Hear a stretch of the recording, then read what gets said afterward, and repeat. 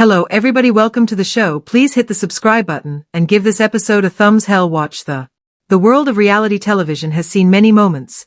Funny moments, chaotic moments, and moments that left audiences speechless.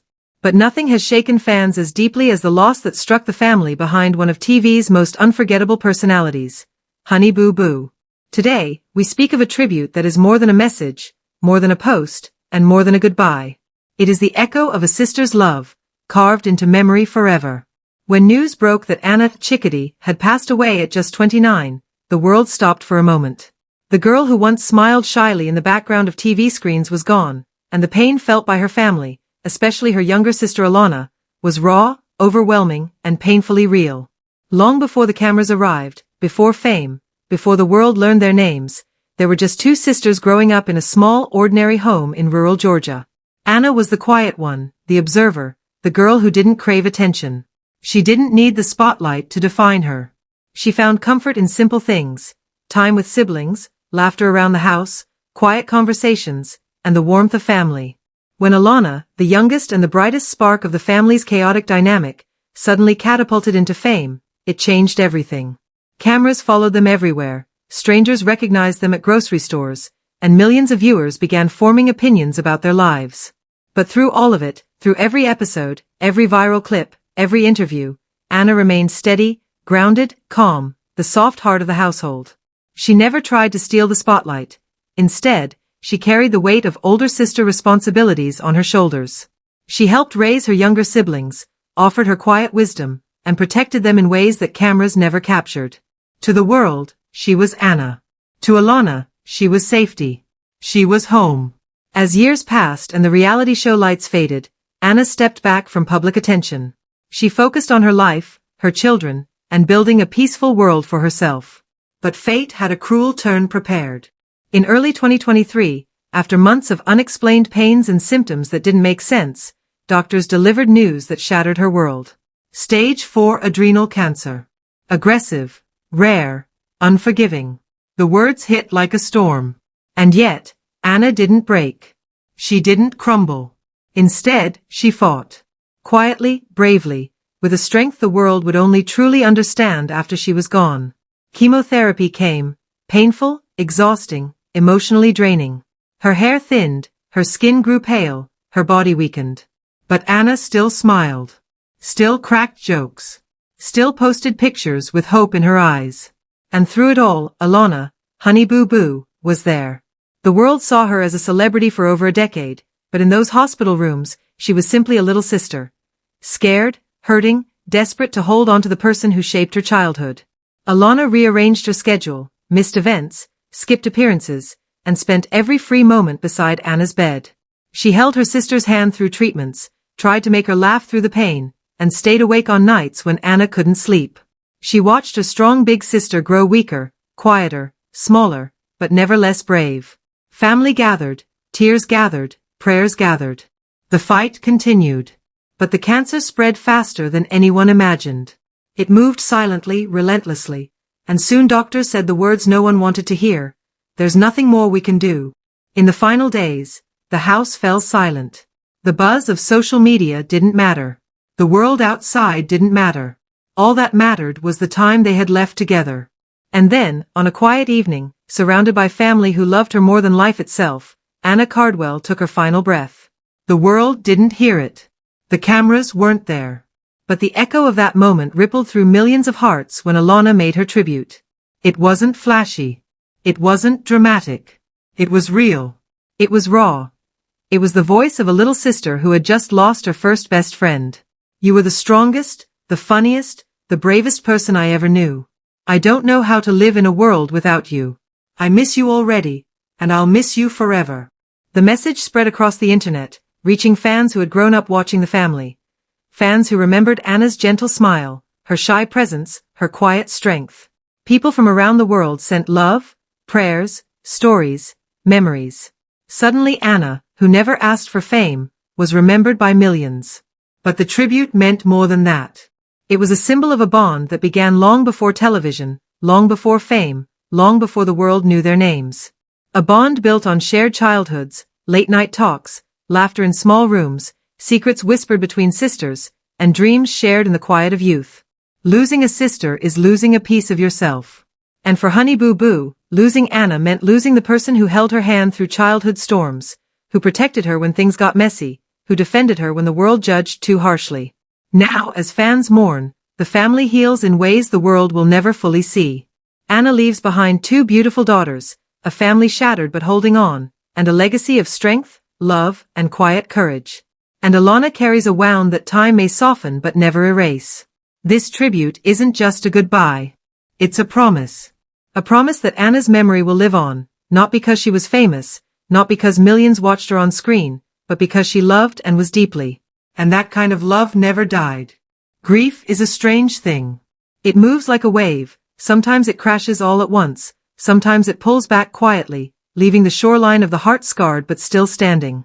For Honey Boo Boo, whose real name is Alana Thompson, grief did not arrive softly. It arrived like a storm tearing through the foundation of everything familiar. Losing Anna was not losing just a sister, it was losing the person who shaped her world, the person who gave her childhood memories meaning, the person whose laugh she could recognize in the middle of a crowded room.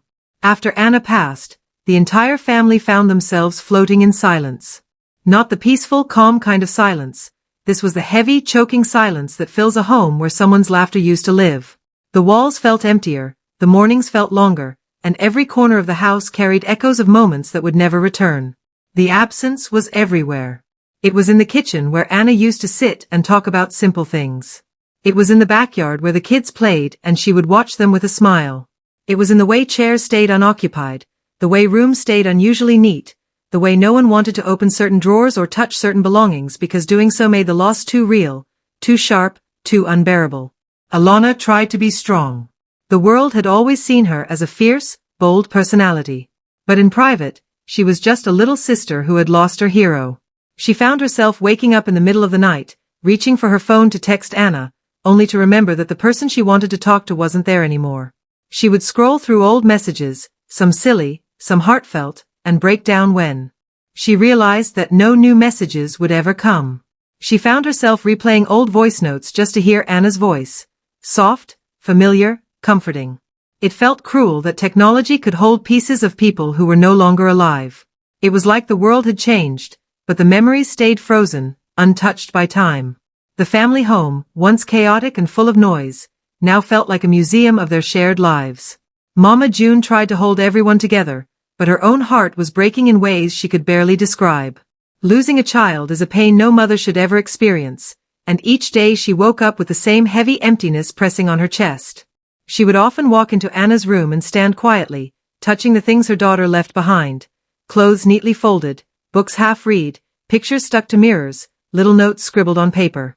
These tiny details hurt the most, because they were reminders of a life interrupted. A life that should have continued. A life that deserved more time. Anna's daughters, Caitlin and Kylie, struggled to understand what had happened. Children do not see the world the way adults do. To them, their mother was invincible, a superhero who promised to be there for their birthdays, school events, and future dreams. The idea that she wouldn't be there anymore was too big for their hearts to hold. Alana stepped in for them as much as possible, trying to bring comfort even when she was drowning in her own grief. She would sit with them, read stories, watch movies, braid their hair, and answer their questions with as much honesty as she could manage. "Where is Mommy?" they would ask. And she would swallow her pain and explain gently that their mother was in a place where she didn't hurt anymore, a place where she could watch over them every day. The girls clung to this idea because it was the only thing that made the pain slightly less unbearable. In the weeks after Anna's passing, Alana found herself thinking back on moments they shared. Small, seemingly insignificant moments that now felt precious. Like the time they cooked together and burned the food but laughed about it for hours. Or the time they stayed up late talking about life and love and the future. Or the time they went on a random late-night drive with no destination, playing old songs and singing loudly with the windows down. These memories came back in fragments, like pieces of a puzzle she wished she could put back together. But no memory, no matter how beautiful, could fill the space Anna left behind. The world outside continued moving. Social media trends continued changing, TV shows kept airing, people kept living their lives. But for the family, time felt frozen. Every day was a reminder of what they had lost. Yet slowly, almost imperceptibly, the process of healing began. Healing didn't mean forgetting. It didn't mean moving on. It didn't mean pretending everything was okay. It simply meant learning how to breathe again, how to take small steps forward while carrying the weight of grief. One day, Alana sat down to write something, not for fans, not for social media, but for herself. She wrote about Anna's laughter, about her strength, about the way she fought through the pain without losing her spirit. She wrote about wanting to be as strong as her sister, about wanting to honor her in everything she did. Writing became a quiet sanctuary, a place where she could pour her heart out without worrying about judgment.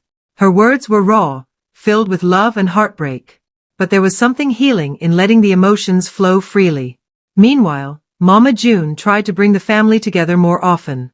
She organized small dinners, invited the kids, cooked meals Anna used to love, and encouraged everyone to share stories about her. At first, these gatherings were filled with tears. Someone would start talking about Anna, and their voice would tremble, and everyone else would break down. But slowly, the stories turned to smiles. Laughter began to mix with tears. Memories became a bridge connecting them, reminding them that Anna had given them countless moments worth celebrating. One evening, they played old home videos, grainy clips showing the simple joys of family life. There was Anna running barefoot in the yard, Anna holding baby Alana for the first time, Anna dancing playfully in the kitchen, Anna blowing out birthday candles surrounded by laughter and love. The room filled with warmth as they watched these moments. It hurt, but it also healed. It reminded them that Anna's life was not defined by her illness. She was not the cancer she fought, she was the joy she brought, the love she gave, the memories she left behind. Alana realized something important. Grief didn't erase the connection she had with her sister. If anything, it made it stronger. Anna might not be physically present anymore, but her influence continued shaping the family's lives. They would think twice before making decisions and ask themselves, what would Anna do? Or would Anna be proud of this? And in those moments, they felt close to her again. As weeks turned into months, Alana started finding purpose in honoring her sister's legacy. She began supporting cancer awareness programs, speaking openly about the importance of early diagnosis, encouraging people to listen to their bodies and seek medical help when something felt wrong. She did it not for publicity but because she wanted to prevent other families from feeling the same pain. Anna's story became more than just a personal tragedy, it became a message of strength, resilience, and love. And Alana carried that message forward like a torch, keeping her sister's spirit alive. But healing was not straightforward. Some nights, grief returned like a tidal wave, knocking her off balance. She would find herself crying without warning, curled up in bed, clutching a pillow the way she once clutched her sister's hand. And she allowed herself to cry because she knew grief wasn't a weakness, grief was love with nowhere to go. On other days, she felt moments of peace, brief moments, but meaningful ones. Moments where she could laugh genuinely with friends, enjoy a sunny afternoon, or feel grateful for the people still in her life. These moments didn't erase the pain, but they reminded her that life still held beauty. Slowly, gently, she learned that two things could coexist: sadness and strength, loss and gratitude, memory and hope. And through it all, Anna's presence was never far. In the warmth of sunlight, in the sound of laughter, in the innocent questions of her nieces, in the soft breeze that passed through the trees, Alana felt her sister everywhere. Sometimes she would close her eyes and whisper, "I hope you're proud of me." And in her heart, she felt the answer. Grief didn't end. It transformed. And through this transformation, the family found a new way to live, not without Anna, but with her memory guiding every step. They learned to celebrate her life instead of only mourning her loss. They learned that the love they shared didn't fade, it became eternal. And as Alana stood at the edge of a new chapter, looking toward her future, she carried her sister's courage with her. A courage strong enough to survive heartbreak, strong enough to turn pain into purpose, strong enough to keep going. Because love like theirs doesn't disappear. It becomes part of you. Forever. Time has a way of moving forward even when the heart begs it to pause. After months passed since Anna's journey came to an end, life around the family slowly shifted, not because they wanted it to, but because time forces change upon everyone, whether they are ready or not. For Alana, the mornings felt different now. Waking up wasn't just waking up, it was stepping into another day where her sister didn't exist physically. She would sit on the edge of her bed, staring at the sunlight slipping through the curtains, wondering how the world could look the same when everything inside her had changed. She tried going back to normal routines, but nothing felt normal. The places she once visited with Anna carried silent memories. The park where they used to walk, the coffee shop where they talked about dreams, the store where they would pick silly gifts for each other. Everything felt haunted by the ghost of what used to be. Sometimes she would avoid those places, not because she didn't love the memories, but because the memories hurt more than the absence itself. Yet life kept moving. Alana began working on her future, returning to projects she had once paused, trying to rebuild a path that was now shaped by her sister's memory. She often felt torn between two worlds, the world that expected her to move on, and the world inside her, where she still clung tightly to the past. There were days when she would be doing something completely ordinary, brushing her hair, scrolling on her phone, cooking a meal, and suddenly a wave of grief would hit her so deeply that she had to pause and breathe through the ache. Grief didn't come politely. It came suddenly, without warning, like a door slamming open in a quiet room.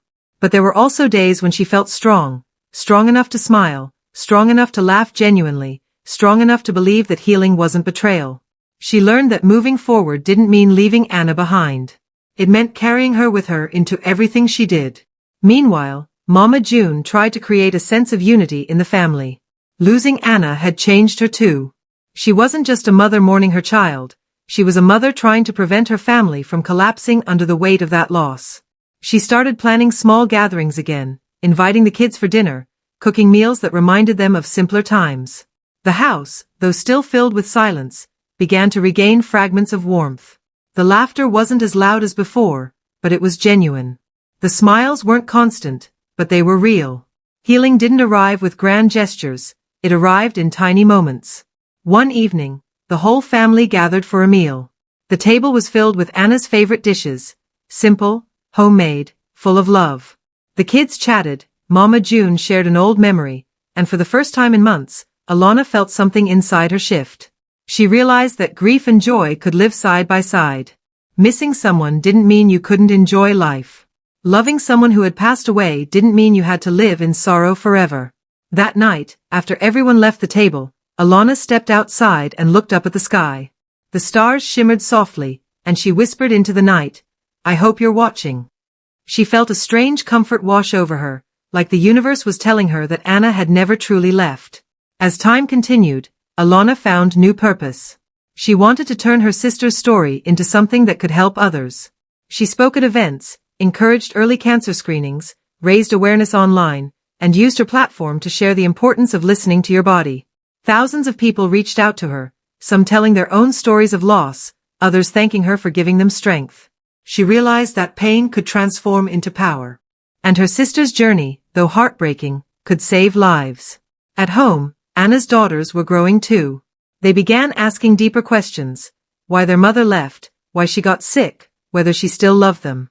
Alana made sure they always felt safe, always felt heard. She would tell them stories about Anna, how she laughed, how she loved, how she would have been so proud of them. The girls found comfort in these stories. They would look at old pictures and smile through their confusion. Alana noticed that their innocence softened the heaviness inside her. Children grieve differently. They don't drown in sorrow. They ask questions, they cry, they laugh, they wonder, and they slowly build a world where their loved one still exists in small ways. Watching them heal helped Alana heal too. Months later, something unexpected happened. One afternoon, while cleaning her room, Alana found a small box she had forgotten about. Inside it were little things Anna had given her over the years. Bracelets, handwritten notes, small trinkets, silly gifts that didn't cost much but meant everything. She sat on the floor, holding each item like it was a treasure. One note caught her attention. It was a message Anna had written during one of her early cancer treatments. It said, "No matter what happens, take care of yourself. Live your life. Be brave. Don't let fear stop you." The words hit her like a wave. It felt like Anna was speaking directly to her, reminding her that life was still worth living. That night, Alana made a promise to herself, and to her sister, that she would keep moving, keep growing, and keep loving the life she still had. Slowly, she started finding joy again. Small moments at first, a good meal, a fun video, a walk in nature. Then bigger moments, planning her future, reconnecting with friends, discovering new dreams. And in each of these moments, she felt Anna's presence like a guiding light. She realized that love never dies, it simply changes form. As time went on, the family found a new rhythm. They still missed Anna every single day, but they learned to live with the pain instead of being consumed by it. They celebrated her birthday, they visited her favorite places, they honored her memory in ways that felt genuine. And in doing so, they kept her spirit alive. One evening, months after the loss, the family gathered again. The sun was setting, painting the sky with soft shades of pink and gold. As they talked, laughed, and shared stories, Alana looked around and felt something she hadn't felt in a long time. Peace. Not the kind of peace that erases pain, but the kind that coexists with it. She realized that grief doesn't go away, it transforms into a softer ache. It becomes part of who you are. And loving someone after they're gone becomes a lifelong journey. Later that night, as the house grew quiet, Alana walked outside again. She looked up at the sky and whispered, "We're doing okay, Anna. We're getting there.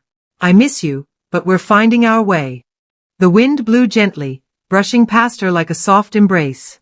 And in that moment, she felt it again. Her sister's love, surrounding her, guiding her, reminding her that she was never truly alone. Love, after all, is the only thing strong enough to outlive death itself. And Anna's love was everywhere, in the stars above, in the memories that refused to fade, in the family that kept moving forward. As the seasons changed, the world outside continued its endless rhythm, but inside the hearts of those who loved Anna, time moved differently. Grief became a quiet companion, sometimes distant, sometimes suffocating, but always present in its own subtle way. For Alana, the journey through loss became more than just heartbreak, it became a deep internal